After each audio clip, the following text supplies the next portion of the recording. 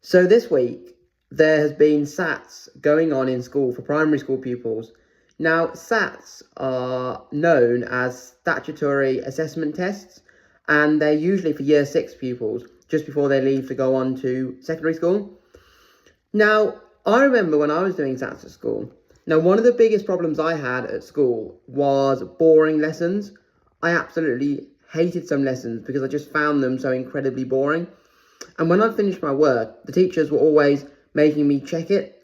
And, I just wanted to, when I finished my work, read my book or football program.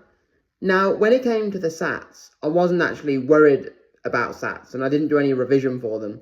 I actually quite enjoyed the process of doing SATs. Now, one of the reasons I enjoyed it was because I did SATs on my own in a separate room. So most of my year group did their SATs in the dinner hall all together, whereas I did mine in a separate room with one other teacher.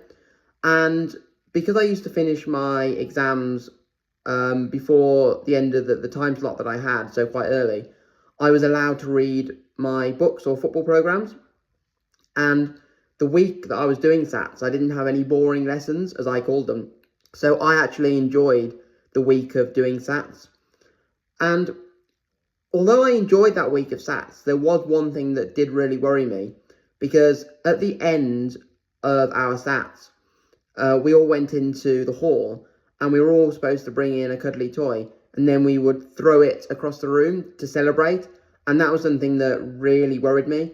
I can't remember why it worried me, probably because I didn't want my personal stuff to be damaged, but that really worried me. But I remember I actually enjoyed the process of doing SATs.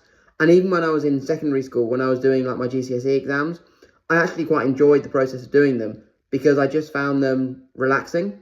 So yeah, that's just a little bit about my experience of SATs when I was in year 6.